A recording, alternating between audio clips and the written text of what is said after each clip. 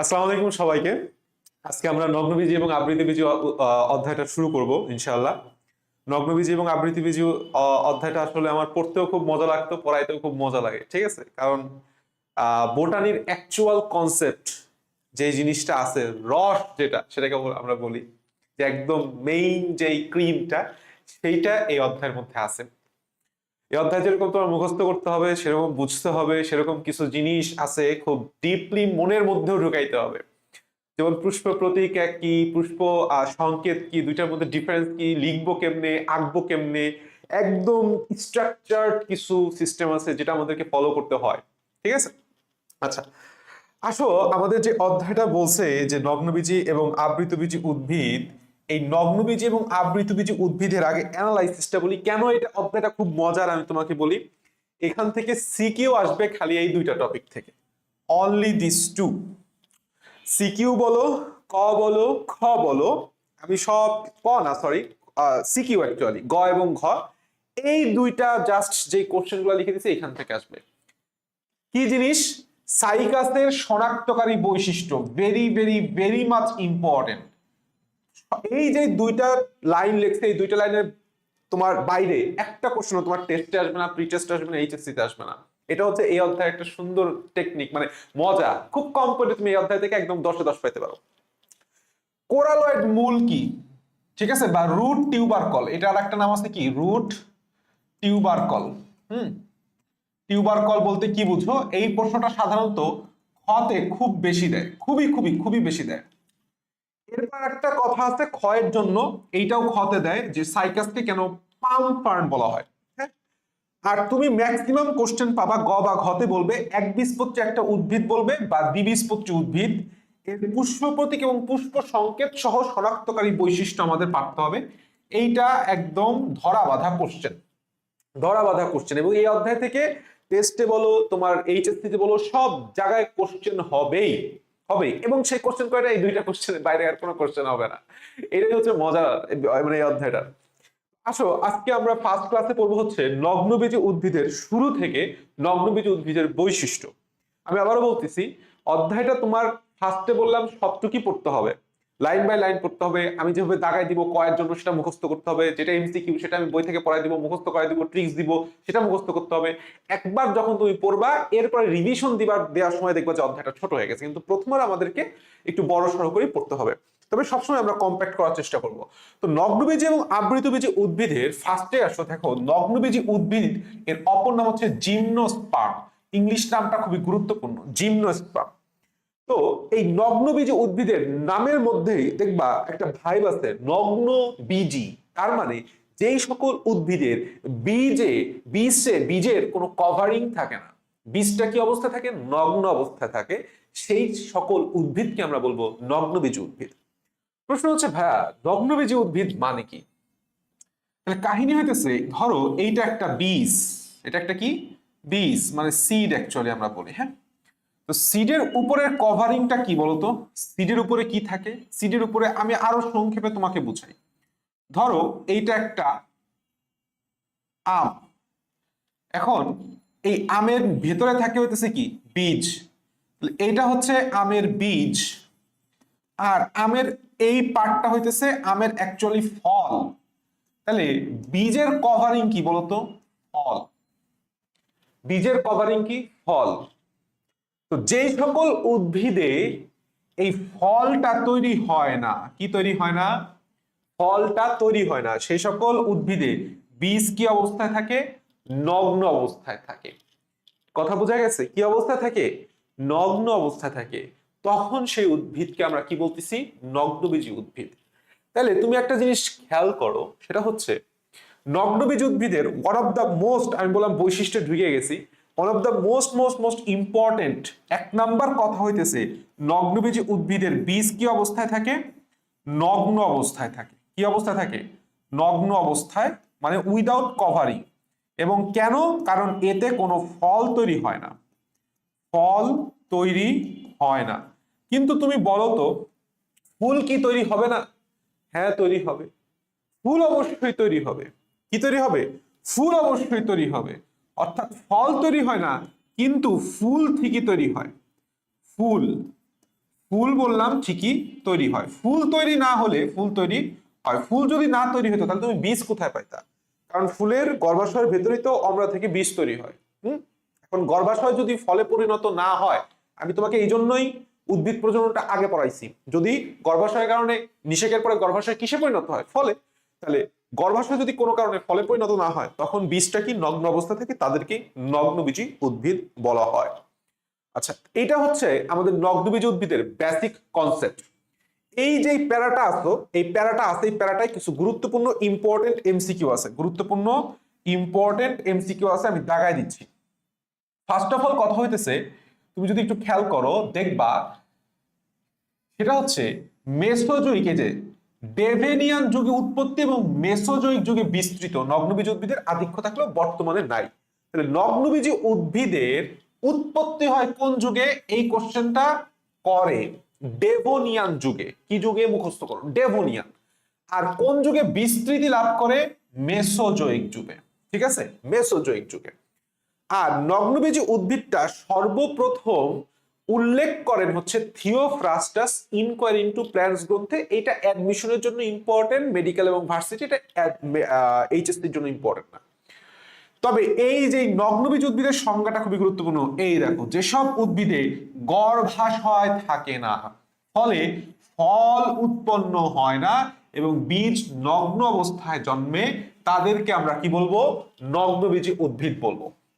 এইখান থেকে এই প্রশ্নটা মেডিকেলে এসে গেছে যে কত প্রজাতির, মেডিকেলে আসা মানে সেটা কোনো না কোনো সামনে বোর্ডেও আসবে, কত প্রজাতির নগ্নবীজ উদ্ভিদ প্রাকৃতিক ভাবে জন্মে?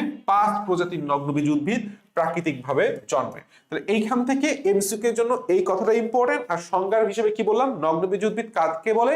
ওই যে ফল তৈরি হয় না, ফলে কি হচ্ছে? বীজ নগ্ন অবস্থায় থাকে, দ্যাটস ওয়াই সে সকল উদ্ভিদকে নগ্নবীজী উদ্ভিদ বলে। আমরা এই পৃষ্ঠা থেকে আর কিছু পড়বো না, আমাদের যে জিনিসটা পড়তে হবে এই জায়গায়, নগ্নবীজী যে উদ্ভিদ, এই উদ্ভিদের 4টা বিভাগ আছে। ঠিক আছে, জাস্ট তোমাকে নামটা একটু পড়বা। কয়টা বিভাগ আছে? 4টা বিভাগ। কি কি? গিঙ্কগোফাইটা, সাইক্যাডোফাইটা, কনিফারোফাইটা, নিটোফাইটা।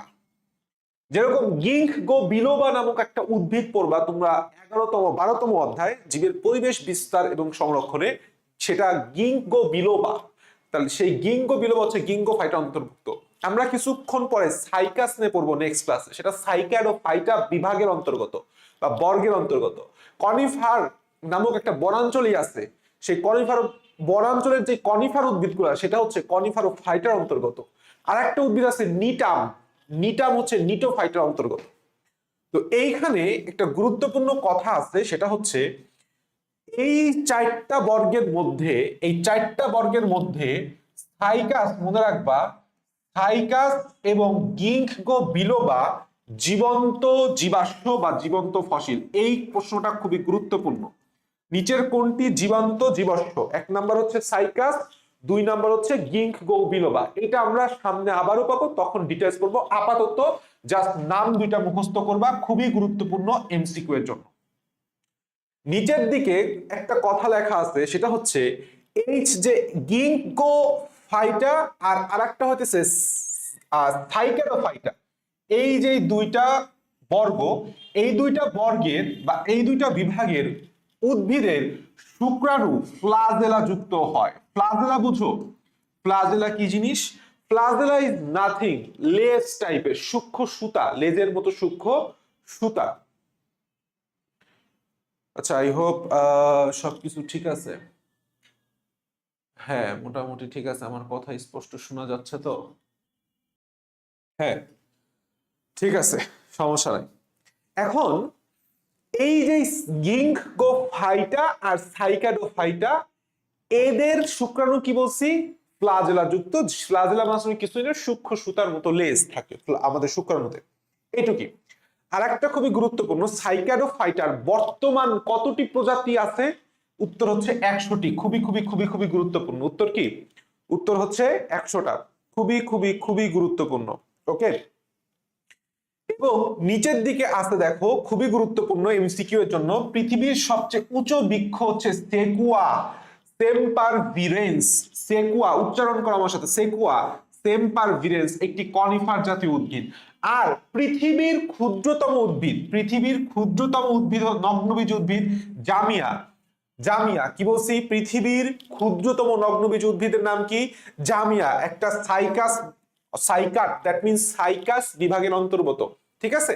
আর একটা গুরুত্বপূর্ণ, সেটা হচ্ছে বিশ্বের সবচেয়ে প্রাচীন বৃক্ষ কোনটা? ব্রিসল কোন পাইন। ব্রিসল কোন পাইন, এই জিনিসটা খুবই গুরুত্বপূর্ণ। আর একটা প্রশ্ন আসে, সেটা হচ্ছে খুবই গুরুত্বপূর্ণ, যে আবৃতবীজী উদ্ভিদের সাথে অধিকতর ঘনিষ্ঠ নগ্নবীজী উদ্ভিদ কোনটা? উত্তর হচ্ছে নিটোফাইটা। উত্তর কি বলবো আমরা? নিটোফাইটা। ওকে, এখান থেকে আর সেরকম কিছু লাগবে না। আর একটা প্রশ্ন খুবই খুবই খুবই গুরুত্বপূর্ণ, সেটা হচ্ছে দ্বিনিষেক দেখা যায় সাধারণত।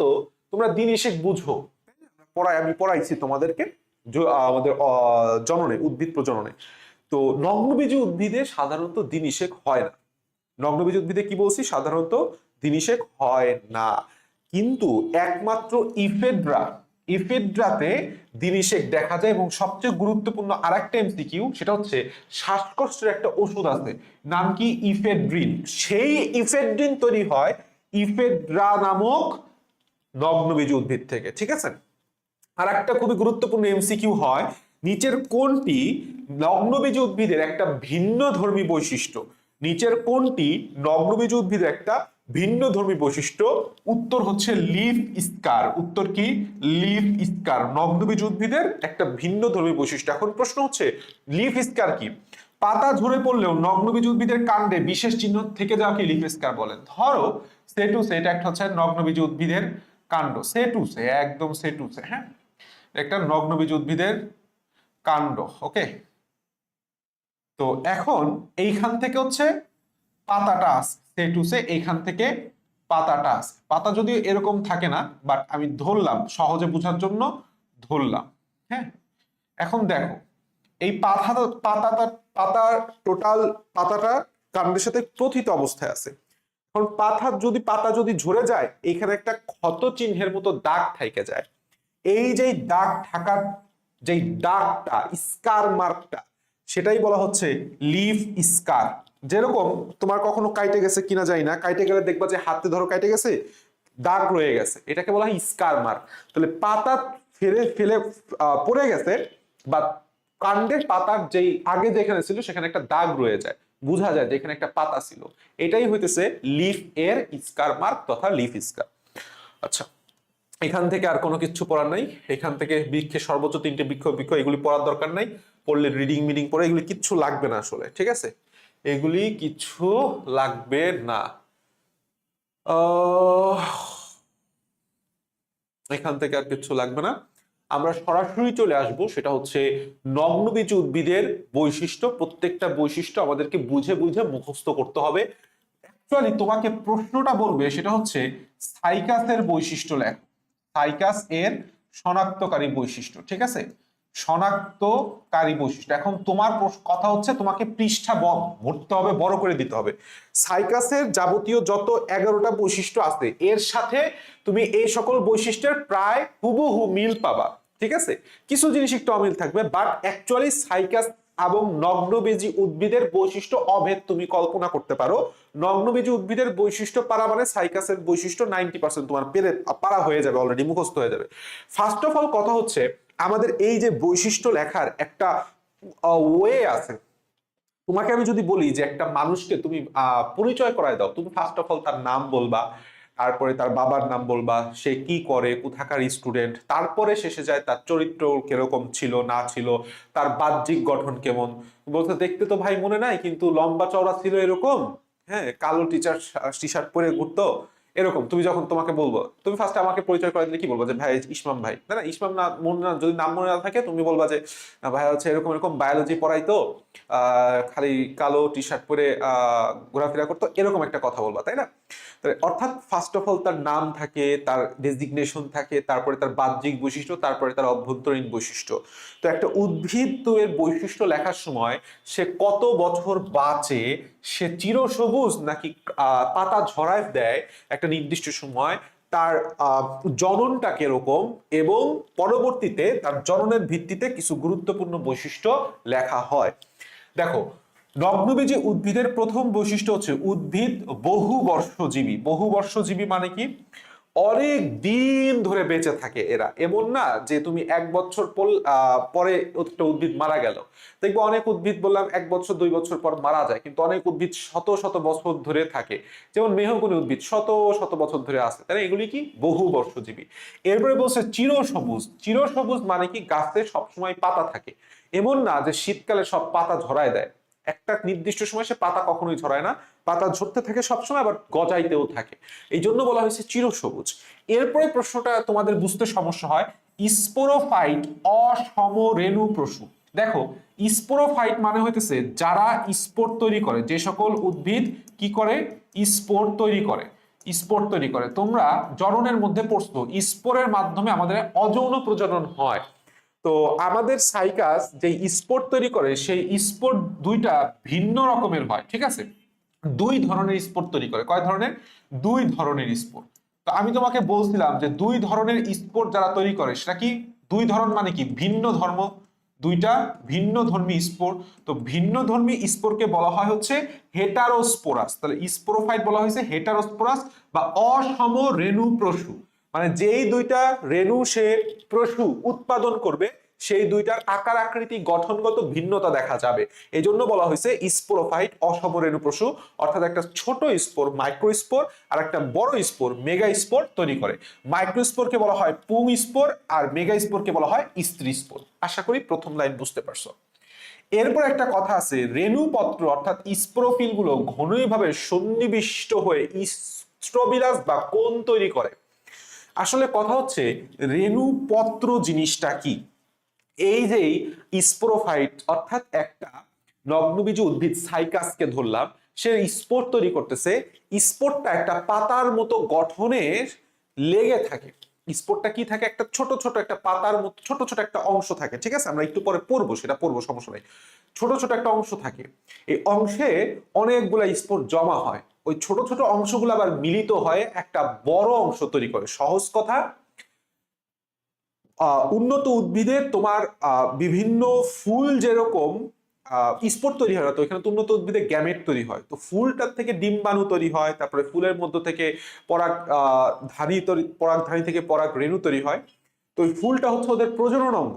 তো এই ক্ষেত্রে যেহেতু সাইকাসের আমি একটা গুরুত্বপূর্ণ কথা বলি, প্রজনন হয় স্পোরের মাধ্যমে, এদেরও একটা ওই প্রজনন পদ্ধতির জন্য প্রজনন অঙ্গ লাগে। তো এই প্রজনন অঙ্গটাই অ্যাকচুয়ালি স্ট্রোবিলাস বা কোন। অনেকগুলা স্পোরোফিল বা রেণুপত্র মিলিত হয়ে হচ্ছে স্ট্রোবিলাস বা কোন তৈরি করে। আমি তোমাকে একটু পরে দেখাবো, সমস্যা নাই। তুমি জাস্ট আপাতত মনে রাখো যে যেই পাতার মতো গঠনের উপর রেণুগুলা বা স্পোরগুলা জমা হয় তাকে বলা হয় রেণুপত্র বা স্পোরোফিল। তারা সন্নিবিষ্ট হয়ে একটা কোণাকৃতির মোচাকৃতির, কলার মোচা দেখছো না, ওরকমই ধরো বড় ওই কোণাকৃতির বা মোচাকৃতির একটা অংশ তৈরি করে, যার নাম হচ্ছে স্ট্রোবিলাস বা কোন। আচ্ছা, এখন এই স্ট্রোবিলাস বা এই স্পোরোফিল বা রেণুপত্র 2 প্রকার। কারণ রেণু কি 2 প্রকার হইতে পারে, একটা হচ্ছে পুং রেণু আর একটা স্ত্রী রেণু। তো যেটা স্ত্রী রেণু পত্র, এটা আকারে বড়, এই জন্য বলা হয় মেগা স্পোরোফিল। মেগা স্পোরোফিল ডিম্বক উৎপন্ন হলেও এদের কোনো গর্ভাশয় তৈরি হয় না। এইটা তো তুমি কমন সেন্স দিয়ে বুঝতে পারতেছো, আমি ফার্স্টে পড়াই দিছি। গর্ভাশয় তৈরি না হওয়ার কারণে এদের বললাম কোনো গর্ভদণ্ড গর্ভমুণ্ডও নাই। তাহলে এদের ফুল তৈরি হয়, কিন্তু ফুলের মধ্যে গর্ভাশয় থাকে না, গর্ভদণ্ড থাকে না, গর্ভমুণ্ডও থাকে না। দ্যাটস হোয়াই ফল তৈরি হয় না। যার কারণে কি হয় জানো, আমার ডিম্বকটা উন্মুক্ত অবস্থায় থাকে, যেহেতু ফল তৈরি হইতেছে না। তো এই উন্মুক্ত ডিম্বকে সরাসরি পরাগায়নের সময় পরাগরেণু সরাসরি ডিম্বক রন্ধ্রে আপতিত হয়, তাই না? তার মানে আমি যত বৈশিষ্ট্য লিখতেছি তুমি কি বুঝতে পারতেছো? জনন সংক্রান্ত বৈশিষ্ট্য। তাহলে তুমি এই যে পয়েন্টগুলো মাথায় রাখলে হবে যে জনন সংক্রান্ত বৈশিষ্ট্য কিভাবে লিখবো। আমরা একটার পর একটা যখন ক্লাস করবো এগুলি অটোমেটিকলি মুখস্থ হয়ে যাবে, তুমি দেখবে। আপাতত প্যারা খাওয়ার কিছু নাই। ডিম্বক মেগাস্পোরোফিলের কিনারায় নগ্ন অবস্থায় থাকে। মেগাস্পোরোফিলটা দেখতে আমি তোমাকে বলি, স্পোরোফিল কি বলছি? রেণুপত্র। যে পাতার মতো সদৃশ অংশে স্পোরটা জমা থাকে, সেটাই হচ্ছে রেণুপত্র। এটা হচ্ছে একটা স্ত্রী রেণুপত্র। তো এই স্ত্রী রেণুপত্রের গঠনটা দেখতে এরকম পাতার মতো, একটু আগুনের মতো। আর এই কিনারায় এই যে ডিম্বকটা এইভাবে অবস্থান করে, এই একটা ডিম্বক, এই একটা ডিম্বক, সে টু সে এই একটা ডিম্বক, দেখো ডিম্বকটা নগ্ন অবস্থায় থাকে। তো এই হচ্ছে এই জায়গাটায় হচ্ছে ডিম্বক রন্ধ্র থাকে, এই জায়গাটায় ডিম্বক রন্ধ্র থাকে। পরবর্তীতে যদি সে টু সে কোনো একটা পরাগরেণু আসে এই ডিম্বক রন্ধ্রে সরাসরি সে আপতিত হয়। এই যে গোলাপি কালার দেখতেছো এটা হচ্ছে পরাগরেণু, এটার নাম হইতেছে স্ত্রীরেণুপত্র, এই গোলাকার অঞ্চলটার নাম হচ্ছে ডিম্বক, আর এটা হচ্ছে পরাগরেণু। তাহলে পরাগরেণু সরাসরি কোথায় আপতিত হচ্ছে? ডিম্বকের ডিম্বক রন্ধ্রে। ডিম্বক মেগাস্পোরোফিল গুলো কিনারে নগ্ন অবস্থায় থাকে, যার কারণে এই যে পরাগায়নে কালে পরাগরেণু সরাসরি ডিম্বক রন্ধ্রে আপতিত হয়। গর্ভাশয় নেই তাই কোনো ফল সৃষ্টি হয় না, এটা বেসিক কথা। ফল সৃষ্টি হয় না বলে বীজ নিষেক্ত ডিম্বক নগ্ন অবস্থায় থাকে। এন্ড মোস্ট ইম্পর্টেন্টলি, এইটা প্রচুর পরিমাণে ইম্পর্টেন্ট, আমাদের এমসিকিউতে আসে, নগ্নবীজী উদ্ভিদের দ্বিনিষেক ঘটনা ব্যতিক্রম এফেড্রা। দ্বিনিষেকে কি হয় বলতো? দ্বিনিষেকে হচ্ছে সেকেন্ডারি নিউক্লিয়াসের সাথে একটা পুংগ্যামেট মিলিত হয়, আর একটা হচ্ছে ডিম্বকের সাথে, ডিম্বাণুর সাথে মিলিত হয়। তো সেকেন্ডারি নিউক্লিয়াসের সাথে মিলিত হওয়ার কারণে ডিপ্লয়েড শস্য তৈরি হয়। যেহেতু এখানে দ্বিনিষেক হয় না, এই জন্য ডিপ্লয়েড নিউক্লিয়াসের সাথে না, ওই গৌর নিউক্লিয়াসই তৈরি হয় না। অ্যাকচুয়ালি গৌর নিউক্লিয়াস তৈরি হওয়ার মেইন কারণই হচ্ছে যাতে দ্বিনিষেক সময় শুক্রাণুটা তার সাথে মিলিত হয়। এই জায়গায় যেহেতু সাধারণত দ্বিনিষেক ঘটনা, তাই এদের শ্বাস বা এন্ডোস্পার্ম, শ্বাস মানে কি? শস্য, মনে রাখতে হবে haploid, very very very much important, এবং নিষেকের পূর্বে সৃষ্টি হয়।